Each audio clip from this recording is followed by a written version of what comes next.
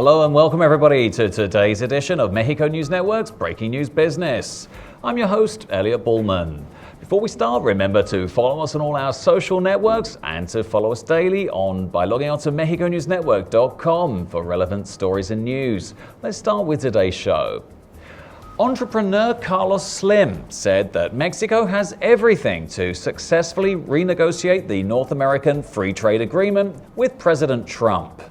In a press conference, the chairman of the board of directors of Grupo Financiero Inbursa affirmed that emphasis should be placed on national investment and national infrastructure, housing, urban redevelopment, and communications programs.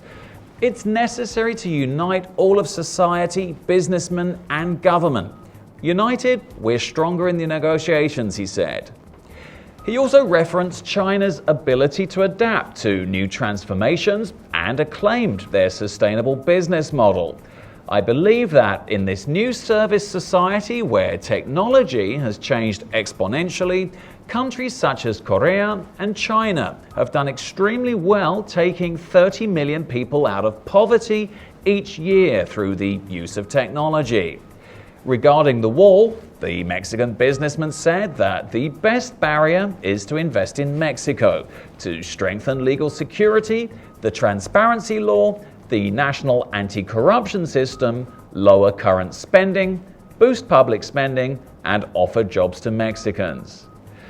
In other news, Starbucks Coffee Company has declared itself ready to help Mexico and its clients, as well as its staff and their families, as they deal with the impact that proposed trade sanctions could have, as well as the immigration restrictions, taxes that could affect their business and their confidence in the American people, said Howard Schultz, executive director of the coffee chain. Through a statement, Schultz emphasized that since opening their first store in Mexico in 2002, they've opened about 600 units in 60 cities in Mexico, employing more than 7,000 people.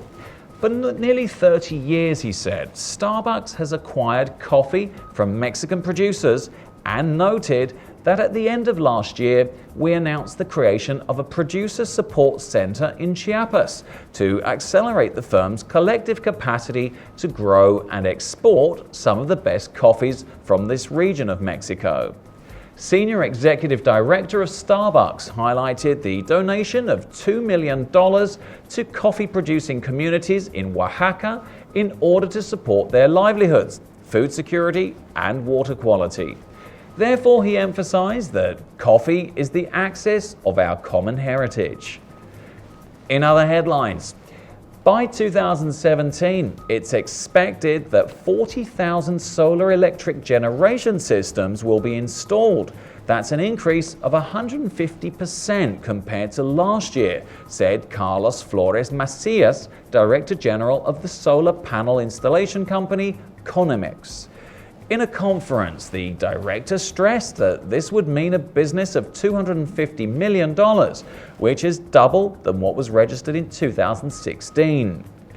This is thanks to the new rules for distribution of electricity generation systems published by the Energy Secretariat in conjunction with the Energy Regulatory Commission. Flores Macias said that solar electric generation systems are now 25% cheaper than last year, while electricity tariffs increased 27%. The important thing from now on will be to obtain the resources that allow us to install or rent generation equipment, he explained. I believe that by 2018, this market will increase to a value of $500 million.